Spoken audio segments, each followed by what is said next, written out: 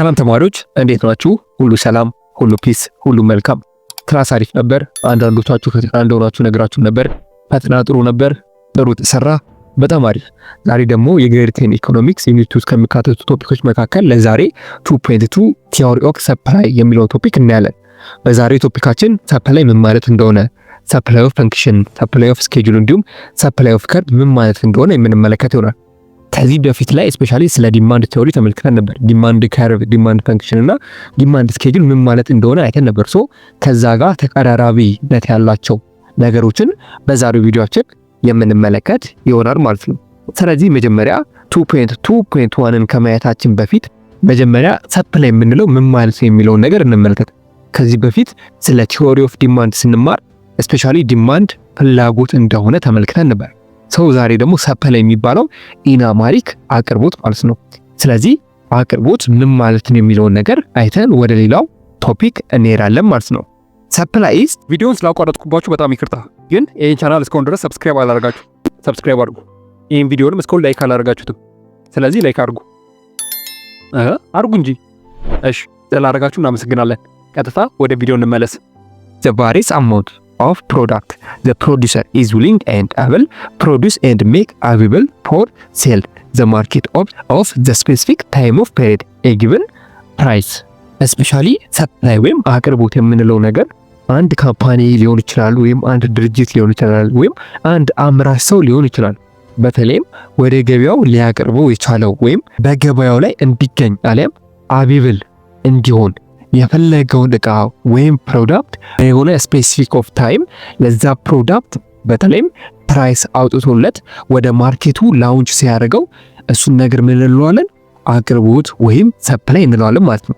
ስለዚህ ሰፕላይ ማለት ባጭሩ የሆነ ድርጅት አለ ኦር የሆነ አምራች ሰው አለ። ሶ ማርኬቱ ላይ ያለውንም ኦር የሌለውንም ነገር ሊሆን ይችላል ወደ ማርኬቱ ሲያመጣው ያን ነገር ወደ ማርኬቱ ላውንች ሲያደርገው አቬብል ሲያደርገው የሆነ ጊዜ ኦፍ ታይም ወር ለዛ ፕሮዳክት ፕራይስ አውጥቶለት ወደ ማርኬቱ ሲያወጣው ያን ነገር ምን እንለዋለን? ሰፕላይ እንለዋለን ወይም አቅርቦት እንለዋለን ማለት ነው። ለምሳሌ አንድ ኤግዛምፕል እንመልከት።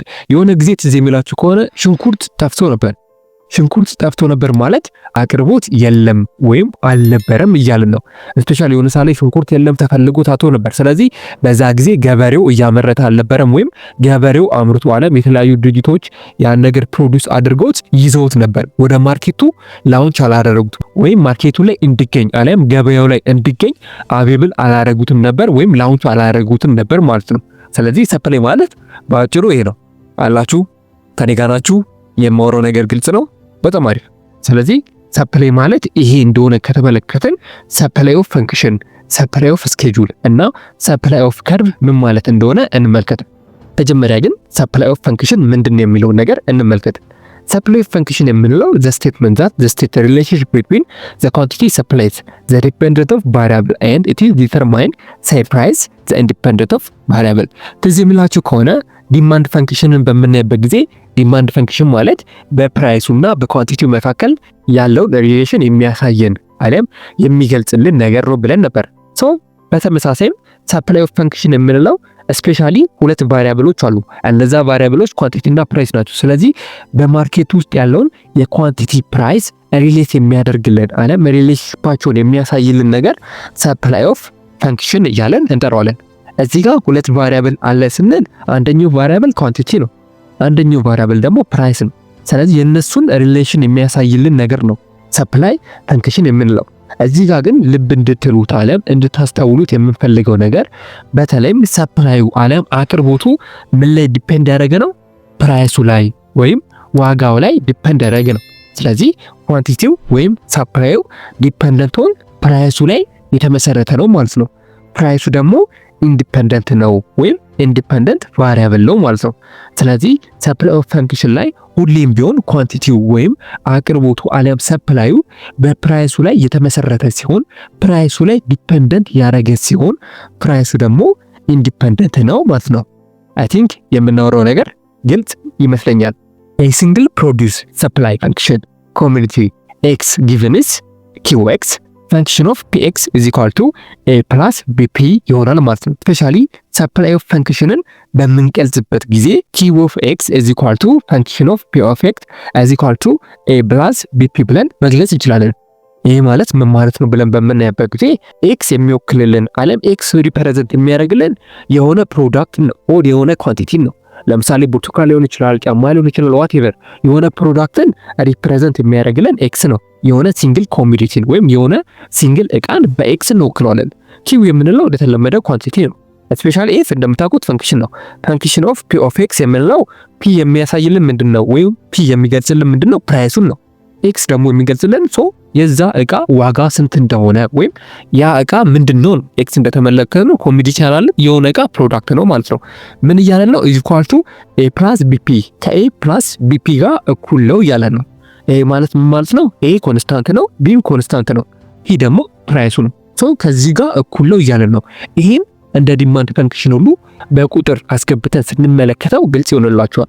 ኔክስት ላይ ካልኩሌሽን የምሰራ ስለሆነ ማለት ነው። በአጭሩ ሰፕላይ ኦፍ ፈንክሽን ማለት ይሄ ነው። ኔክስት ደግሞ የምናየው ሰፕላይ ኦፍ ስኬጁል ነው። ሰፕላይ ኦፍ ስኬጁል ምን ማለት ነው ብለን በምናይበት ጊዜ ኢዝ ኤ ታቡላር ፕሬዘንቴሽን ኦፍ ዘ ላው ኦፍ ሰፕላይ። ስፔሻሊ ሰፕላይ ኦፍ ስኬጁል የምንለው ሰፕላዩን አቅርቦቱንና ፕራይሱን በቴብል ወይም በሰንጠረዥ በምንገልጽበት ጊዜ ያን ነገር ምን እንለዋለን? ስፔሻሊ ሰፕላይ ኦፍ ስኬጁል ነው። the same of the demand of schedule ከዲማንድ ስኬጁል ጋር ተመሳሳይ ናቸው እነዚህ ሐሳቦች ማለት ነው። ዲማንድ ስኬጁል ምንድነው? ፕራይሱንና ኳንቲቲውን በቴብል ስንገልጽ ሲሆን ይሄ ደግሞ ምንድነው? ሰፕላይ ኦፍ ስኬጁል የምንለው ሰፕላዩን፣ ኳንቲቲውን፣ አቅርቦቱንና ዋጋውን በቴብል መልክ አለም በሰንጠረዥ መልክ ስንገልጽ ሰፕላይ ኦፍ ስኬጁል እያልን እንጠራዋለን ማለት ነው። ሌትስ ሲ ለምሳሌ መጽሐፋችሁ ላይ ያለውን አንድ ኤግዛምፕል እንመልከት። መጽሐፋችሁ ላይ ፕራይስ ኦፍ ፐር ዩኒት ኦፍ ብር የሚል አለ። ስፔሻሊ የአንድ እቃ ዋጋ በብር ወይም የዛ እቃ ዋጋው ነው። ከስር ደግሞ ኳንቲቲ ሰፕላይ ኦፍ ኪሎግራም አለ። የዛ እቃ ዋጋ በኪሎግራም ስንት ነው የሚለውን ነገር አለም ያ ብር በኪሎግራም ስንት ይገዛል የሚለውን ነገር እታች ላይ ደግሞ በኳንቲቲው ነው አለም ኪሎግራሙን አስቀምጦልናል። ለምሳሌ ምን እንበለው? ለምሳሌ እዚህ ጋር የተቀመጠውን ነገር ባናና እንበለው። እሺ ሁሉ ጊዜ ባናና ኤግዛምፕል አድርገን ለዛሬ ኦሬንጅ እንበለው ወይም ብርቱካን እንበለው። ለምሳሌ ብርቱካኑ ዜሮ ከሆነ ዜሮ ነው ማለት መቼም ምንም አይነት ብርቱካን ማርኬቱ ላይ ከሌለ ምንም አይነት ብር አውጥታችሁ መቼም አገዙም። ስለዚህ ዜሮ ዜሮ ነው። ለዛ ነው ስፔሻሊ ብሩ ወይ ፕራይሱ 10 ብር ሲሆን ስንት ኪሎ ባናና መግዛት ትችላላችሁ? 1 ኪሎ ባናና ትገዛላችሁ። ልክ 15 ብር ሲገባ ዋጋ 2 ኪሎ ባናና፣ 35 ብር ሲገባ 4 ኪሎ፣ 43፣ 56፣ 67፣ 78፣ 106 ብር ደግሞ ሲገባ 9 ኪሎ ባናና ትገዛላችሁ። ይህ የሚያሳየን ምንድነው? ስፔሻሊ የአንድ ዋጋ ፕራይስ እና ያ ፕራይስ ደግሞ ምን ያህል ኪሎ ይገዛል የሚለውን ነገር ያሳየናል ማለት ነው። እዚህ ጋር ልብ ካላችሁ ፕራይሱ እየጨመረ ሲመጣ አብሮ የኳንቲቲው መጠን እየጨመረ ይመጣል። እዚህ ጋር ሰፕላይ ኦፍ ስኬጁል ከዲማንድ ኦፍ ስኬጁል የሚለይበት ዋናው ነገር ይሄ ነው።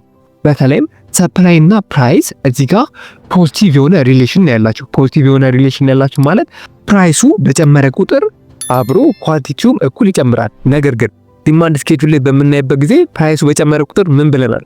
ኳንቲቲው ይቀንሳል ብለን ነበር። አያችሁ፣ በዚህ ምክንያት ሰፕላይ ኦፍ ስኬጁል ይለያል። ሰፕላይ ኦፍ ስኬጁል ላይ ስፔሻሊ ፕራይሱ በጨመረ ቁጥር በተለይም ኳንቲቲው አብሮ እኩል እየጨመረ ይመጣል። ለዚህ ነው ፖዚቲቭ ሪሌሽንሺፕ አላቸው ብለን የምንናገረው ማለት ነው። ሌላኛው ነገር ደግሞ ሰፕላይ ኦፍ ከርቭ ነው።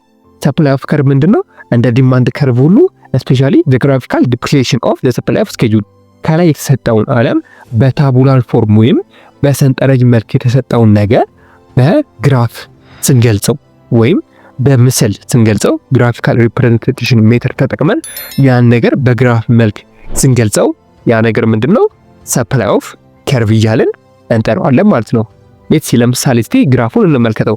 ለምሳሌ በግራ በኩል ወይም ቨርቲካል አክሲስ ላይ ፕራይስ ወይም እዛ ነገር ዋጋ ሲቀመጥ ሆሪዞንታል ላይ ወይም በአግድም የተሰመረው ደግሞ ኳንቲቲ ኦፍ ኪሎግራሙን የሚገልጽልን ይሆናል። ልብ ብላችሁ ካያችሁት ይህ ግራፍ አፓርድ ወደ ላይ እየሄደ ነው። ለምንድነው ወደ ላይ እየሄደ ያለው ብለን በምንመለከትበት ጊዜ ምን ብለናል?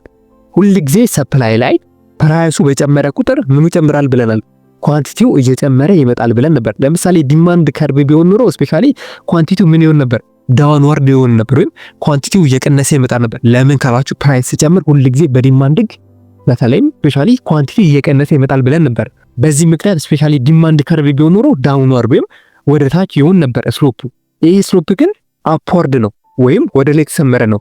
ለምን ካላችሁ ፕራይሱ እየጨመረ ሲመጣ በጎን በኩል በተለይም በሆሪዞንታል በኩል ደግሞ ኳንቲቲ ኦፍ ኪሎግራም እየጨመረ ስለሚመጣ ነው ይሄ ስሎፕ ስፔሻሊ ወደ ላይ እየሆነ የመጣው ማለት ነው። ለዚህ ነው ስፔሻሊ ሰፕላይ ላይ ፕራይስ እና ኳንቲቲ ኦፍ ሰፕላዩና ፕራይሱ ፖዚቲቭ የሆነ ሪሌሽንሺፕ አላቸው የምንለው። ሶ ይሄ ግራፍ ምንን ያሳያል ብለን ከተመለከትን there is a positive relationship between quantity supply and its price።